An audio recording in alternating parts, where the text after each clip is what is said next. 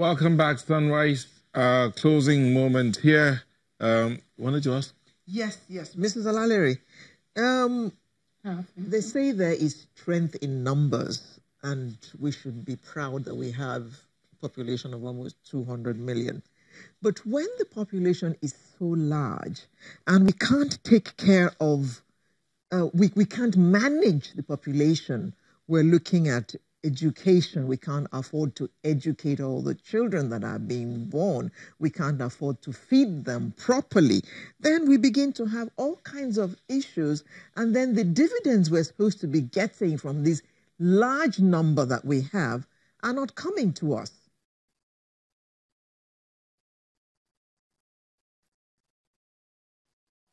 I'm not hearing. I didn't hear what you said. I said there is supposed to be advantage in numbers. But the numbers are so large that we're not able to manage them properly for our benefit as a nation. We look at things like education, we look at things like health, we look at things like feeding. All those things that are supposed to give us huge dividends from our huge numbers, we are not getting. So what is the point of having this huge population when we're not getting any benefit from it?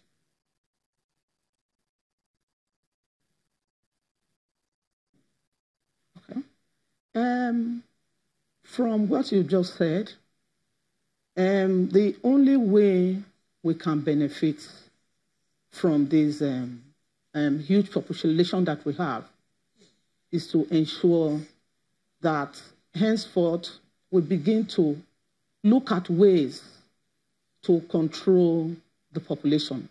And that is at the center of family planning and reproductive health.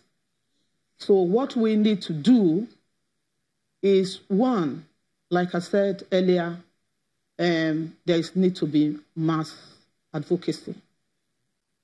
And secondly, the population, the people need to be aware too. There's a role that they have to play. Particularly, there is the need to reinvigorate the human rights, or the woman and girl rights.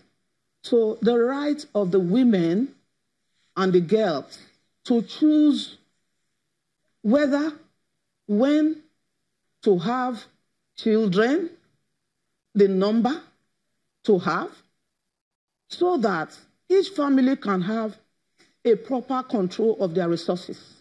By that I mean, by the time women are empowered to have rights to the number of children they will have, they will be properly be able to feed those children. They will properly be able to educate them. And we will get to a stage that we have a population structure that is productive. And this will add to the GDP of our nation.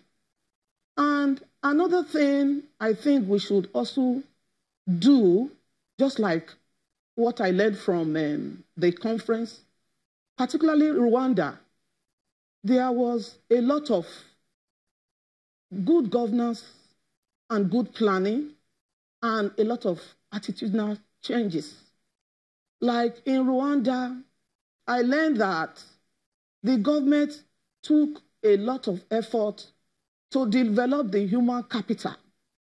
And that human capital have now been able to reach the the village level, so that about 90% of the population have direct access to not only even family planning services, but other services.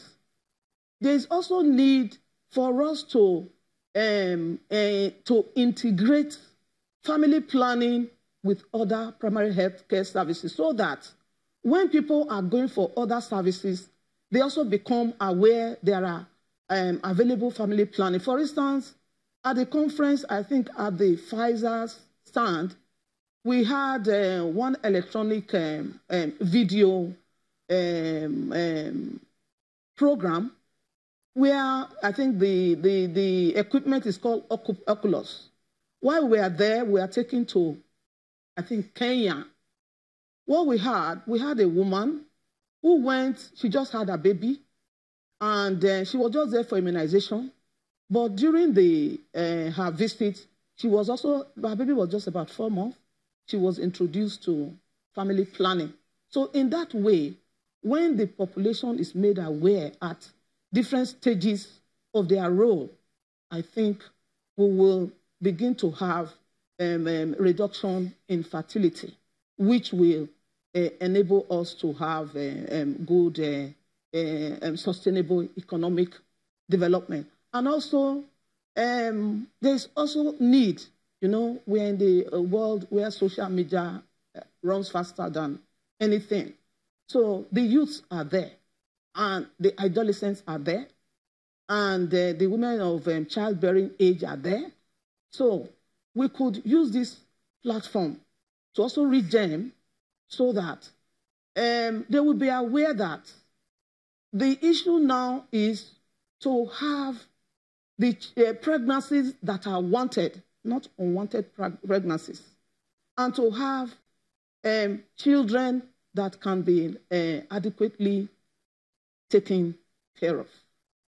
Thank you very much. Mr. Adebusoye, would you say that the time has come for us to actually revisit that thing that Babangida, ex-President Babangida said, that each family should only have 4 children? Do you think we should revisit that and see how we can actually make it into law? Absolutely. It's actually something that, one, it's not a matter of legislation, but education.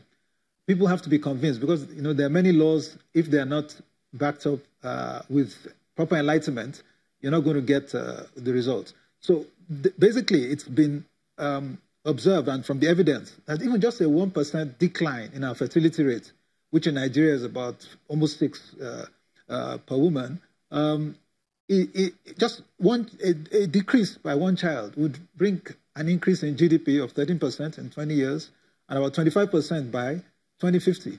There's so many indicators out there to show that if we can just begin to plan our families properly, we're going to see what is known as the demographic dividend. Demographic dividend means that you're going to actually see the economic benefits from a change in the age structure. What we have now is that we have a very, very huge youthful population, which ideally would not be negative if they were planned for. But once there's no planning, we have what we have today, where our youth are going in droves, dying in the Libyan desert and in the Mediterranean Sea, which never happened before. Why? Because there's no plan for them. So if the government today could begin to, and not just the government, all stakeholders, and when we say government, federal, state, local government, and all of us can begin to put our hands together and say, no, this is the vision we have for the country, that in the next 30, 40, 50 years, this is where we want to be, then it starts with the family. Nothing's going to happen outside there. When we say family planning, it's the whole life planning, which has to begin with me and you. But it's not just it's not legislation. That will not work in Nigeria. It's education. And that's actually what we're going out to do. There's a lot of sensitization going on, like this program as well. We hope many people see it. We begin to think seriously about all it means. I mean, look at Malaysia. The evidence came. Malaysia in 1960, their GDP per capita was $299.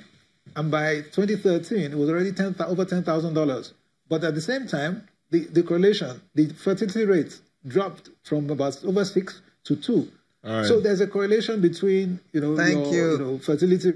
Thank you, Mr. Adebusoye. We've completely run out of time. All we have to do is tell you all welcome back, and we look forward to you implementing the lessons which you brought back from Kigali, Rwanda. Ene Daniel Ebule, pharmacist, Pharmaceutical Council of Nigeria. Ayo Adebusoye, a legal practitioner and Secretary General, Nigeria Network of NGOs. And Mrs. Emily Olalere, pharmacy practice, Head of Pharmacy Practice, Pharmaceutical Council of Nigeria. Thank you all very much for coming to share with us what you brought back from Rwanda. And that wraps up our show for this morning. We'll bring you a nice, fresh one next Saturday, same time, same place. I'm Alera Idu, wishing you all the best through the weekend and the next week. And I'm Nel Taigbe, wishing you all the best as well. Remember to stay healthy, stay good, be nice, and God bless you.